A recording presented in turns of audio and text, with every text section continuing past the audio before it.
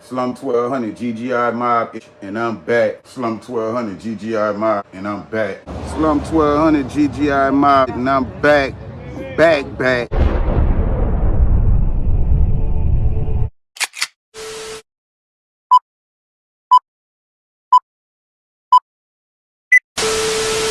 Sleeping on your beef, that shit there could be bad for you. Nigga catch you slipping, that shit could get mad up. Creatures on the creep lurking, call it the last supper. 100 on the Mac 9, they call that bitch Mag Muffin. Slum 1200 GGI Mob shit, and I'm back. Got my brother B8 1100 in here, you already know what it is. So today we gonna be talking about a certified stepper, man. Long live Wild Bill.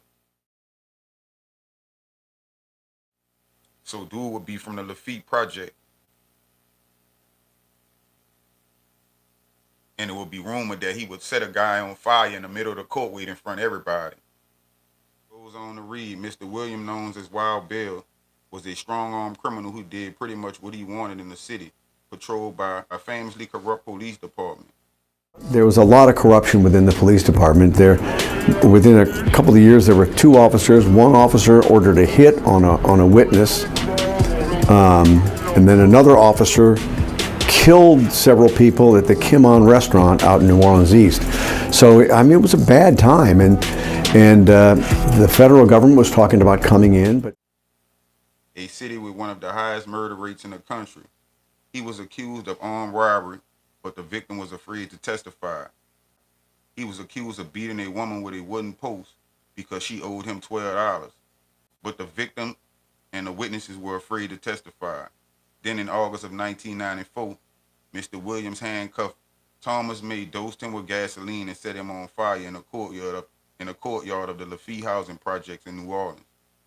Not only were people standing around afraid to intervene, they didn't even put out the fire. The burning man burned for several minutes. In the ensuing days, it became common knowledge that the killer was Wild Bill. Michael Palestine, a reporter with the Times-Picayune, named Wild Bill as the prime suspect in a newspaper article based on interviews with the people who lived in the project. But police could not find a witness who would testify. It's to them, don't be afraid to live your life like you want to live it. Don't be afraid to fix up your place for your kids, because this place is not for you, it's for your kids. That's what it's here for. You know, they need a place where they can play and not be afraid. They need a place where they can walk the streets and not have to run from bullets. It is that kind of positive attitude that allowed a handful of residents to regain control of parts of the Lafitte project. Flowers and gardens and manicured backyards replaced the turf where addicts once roamed. If there people see your yards, your driveway clean, they're not coming in here to do no drugs. They go where the dirt is. They are there where the dirt is. Any place you see that's run down, tore down, garbage everywhere, graffiti, that's where they hang. That's where they hang. You know, so clean up your area. A sharp eye and a willingness to become involved is also a part of the recipe for eliminating drugs. Do you know of any other project that can boast of a neighborhood watch program? Now, as for us not having so much crime in our section, is because we just stopped it. We called ourselves nipping it in the bud. They had cars that would park on our end, and they would walk to the next end to buy drugs. We saw a car do this one night, and we said we'd catch the next one, because if he was allowed to do it, others would come behind him. And we just take down a license number, and we call it in, and we sweep, and they just look at us sort of say, well, they see what we're trying to do, and they're sweeping around, so they're not afraid. And they just go on. They can do this. This is where you live at. You can take care of where you live at. You know, you have a problem, call the police. If you got to keep calling the police day in, day out, all day, call the police. That's why they're there.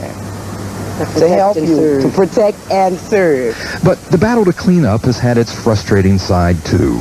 Residents claim their efforts have been hindered by the very people that should be helping them. We have been begging from to put fences up.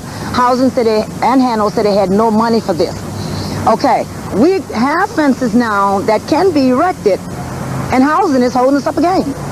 All we needed was the hardware and their manpower. We said we'd buy our own hardware. Yeah. Now we're waiting on manpower. We can't do this. They won't let us just have anyone come in and erect the fences for us. They say it has to be done by hand or employees. And we've been waiting for them to erect these fences for about 3 months now. Yes. We have the fences, and we can't get the cooperation of them, to help us put them up. It must be awfully frustrating. It is. It really is. There's also one other essential ingredient to the Lafitte story. Police officer Roland Doucette. Doucette spends a lot of his off-duty time in the project. He and other officers are responsible for putting up iron bars between buildings. Now that doesn't sound like much, but it makes life tough for a drug dealer. How large this courtyard area is? They used to be back here day and night dealing drugs. It was so bad with the random shootings and the muggings and things of that nature, these people could not sleep. We addressed it because as law enforcement officers, we had the problem of containing what was going on around here.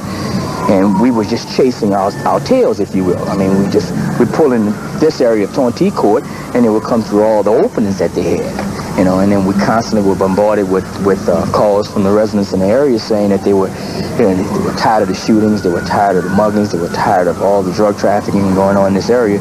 So we knew we had to address that.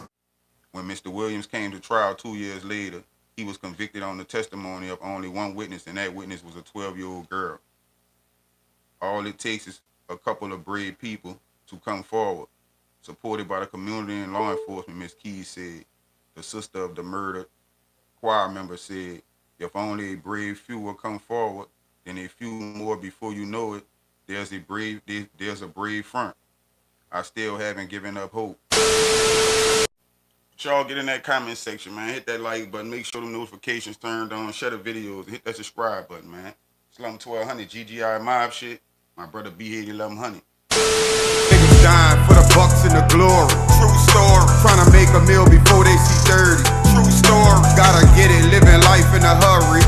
Get rich or die trying till the day that they bury. True story. Niggas dying for the bucks and the glory. True story. Trying to make a meal before they see 30. True story. Gotta get it, living life in a hurry. Get rich or die trying till the day that they bury. True story. No, I ain't never gon' stop. Hustle till I make it, I ain't never gon' stop. Ball till I fall, I ain't never gon' stop. Never gon' stop. Never gon' stop. Shit, I gotta get it, I ain't stopping for nothing. I'm going hard till I get it, all I know is the hustle. My brother fresh out the slammer, yeah, and he be the muscle. If nigga get out of line, I guarantee he gon' flush him.